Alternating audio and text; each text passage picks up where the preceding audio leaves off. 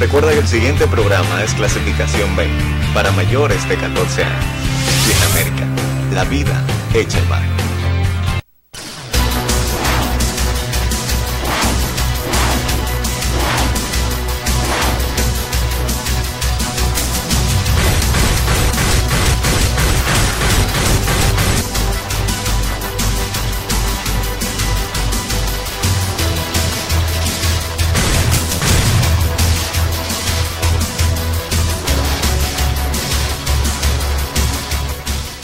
Buenas noches, directos amigos, amigas. Gracias por la preferencia, por la compañía que nos hacen cada vez que llega la hora 22 de cada noche. Hoy, martes, aunque es dando en la salud, estamos esperando al doctor Contreras Berroa, al que sabe de ozono en República Dominicana. Gracias a Dios por todo, diríamos, por todo el apoyo que nos ha dado. Gracias, Padre, por la fortaleza, por el privilegio. Gracias por las cosas que pudieron ser en este día y por las que no pudieron ser. Tuya es la honra, la gloria y la fama. Momento que aprovechamos para ponernos en tus manos, Padre amado, para que seas tú el que dirija nuestros destinos, sea de todos los dominicanos, y que nos mantenga siempre en paz, en armonía familiar, Señor. Te pedimos que desmorone todo intento maligno que pueda entrar en la familia y causar desaveniencia. Señores, hoy vamos inmediatamente, en lo que llegue el doctor, a entrar con el discurso que está pronunciando el doctor Leonel Fernández Reina, expresidente de la República Dominicana. Ojalá que Georgie, por favor, nos pudiera colocar para transmitir también, al igual que otros canales. ¿Estamos listos, Georgie? Vámonos entonces. Esperamos, señores, la transmisión del discurso del doctor Leonel Fernández Reina. Vamos en breves instantes también a irlo transmitiendo para que ustedes disfruten de este manjar. Señor director.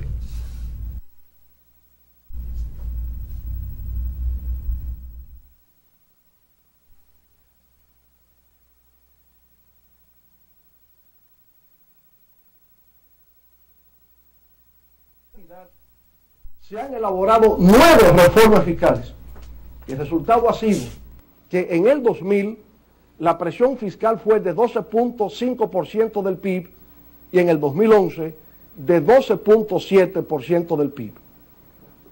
Dicho con otras palabras, durante 10 años se implementaron 9 reformas fiscales y la presión tributaria con respecto al Producto Interno Bruto quedó prácticamente estancada. De igual manera, es preciso recordar que como resultado de la apertura de nuestra economía y de la suscripción de acuerdos de libre comercio como el RD-CAFTA y el de Asociación Económica con la Unión Europea, EPA, la estructura tributaria del país se modificó de manera radical. En lugar de depender de los impuestos provenientes del comercio exterior, cobrados en aduanas, como siempre había sido, se traspasó a impuestos internos la responsabilidad de ser el principal ente de recaudación fiscal del país. De esa manera, las recaudaciones aduanales, que en el año 2000 constituían el 34.8% de los ingresos totales del gobierno, pasaron a representar solamente el 8.2% en el 2011. En ese cambio de la estructura tributaria nacional de impuestos aduanales a impuestos internos, la compensación entre un tipo de tributo y otro nunca se produjo en la forma en que inicialmente había sido concebida. Más aún, debido a la aplicación de varias leyes de incentivos y concesiones tributarias dirigidas fundamentalmente a promover el crecimiento económico, la productividad y el empleo, se generó también, aunque de manera involuntaria, un debilitamiento de la presión fiscal. En el año 2007, en el punto máximo de recaudación de nuestra historia financiera moderna, la presión fiscal llegó a alcanzar 16% del PIB. pero desde entonces hasta la fecha ha habido una disminución de 3.3%, lo que nos coloca en estos momentos en tan solo 12.7% del PIB. Ese es, señoras y señores, el problema fundamental del sistema fiscal de la República Dominicana.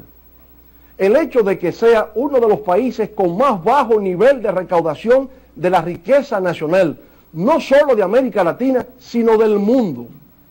En Brasil, por ejemplo, la presión fiscal es de 35%, en Argentina de 30%, en Jamaica de 24%, en Uruguay de 23.2%, en Nicaragua de 22%, en Bolivia 22.6% y en Chile de 21.6%.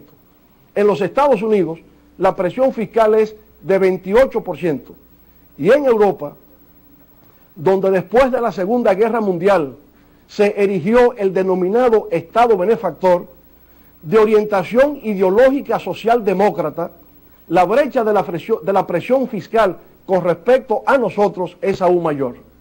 En Suecia, por ejemplo, la presión fiscal es de 49%, en Finlandia de 46%, en Francia es de 44%, en el Reino Unido de 42%, en España de 39%, en Italia de 41%. Eso fue lo que hicieron los partidos socialdemócratas europeos en el poder y que parecen olvidar sus aliados criollos. Crear un Estado fiscalmente fuerte para enfrentar con políticas redistributivas y sentido de equidad las demandas sociales de la población.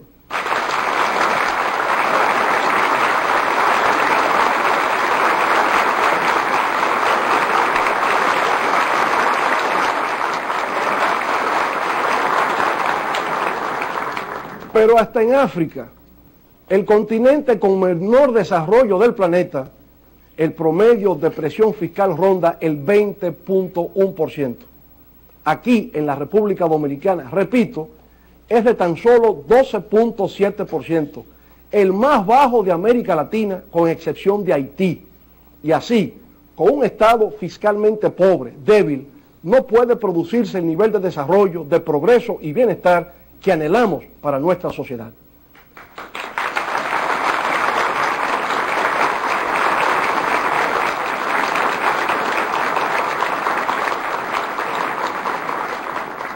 Por esa razón, desde hace varios años, las fuerzas vivas de la nación han estado reclamando la realización de una reforma fiscal integral.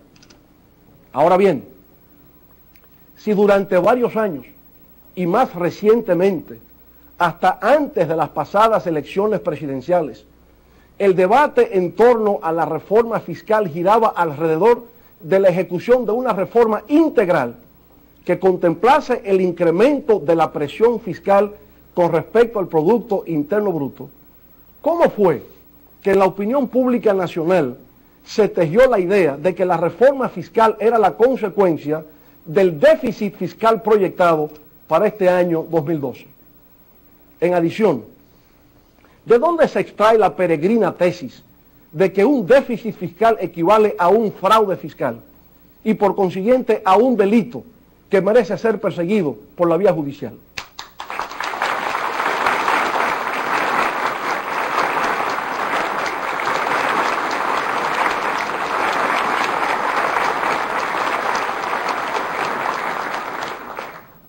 Cuando observamos el panorama económico mundial, nos damos cuenta que ese precisamente es uno de los problemas que con mayor intensidad afecta inclusive a las economías de mayor desarrollo.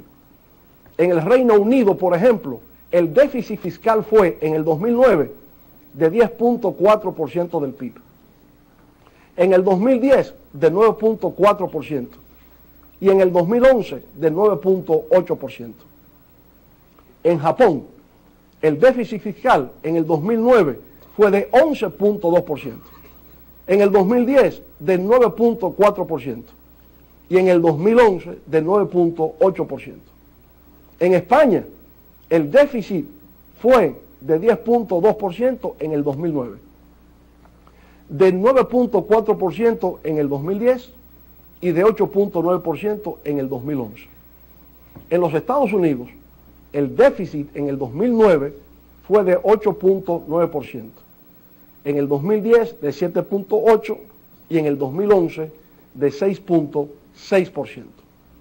En ese país, los Estados Unidos, que constituye la más importante economía del mundo, se estima que si no se aumentan los impuestos, se dejan sin efecto los recortes fiscales realizados por el presidente George Bush y no se aumenta el techo de la deuda a más tardar para el mes de enero del año próximo, es decir, el 2013, Estados Unidos caerá en lo que se ha denominado un precipicio fiscal.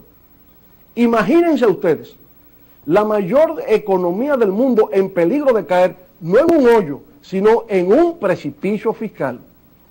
Sin embargo, como en ese país se respeta la opinión pública y la misma no puede ser manipulada de manera antojadiza, sin consecuencias, a nadie se le ocurre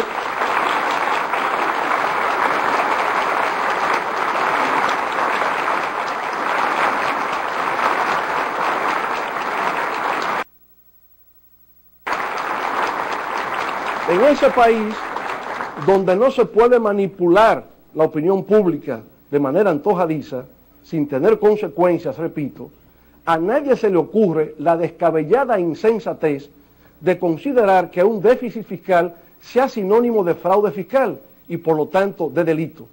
Eso solo sería el engendro de un cerebro más orientado hacia la calumnia que a la razón, a la manipulación que a la verdad y a un alma tenebrosa, corroída por bajas pasiones.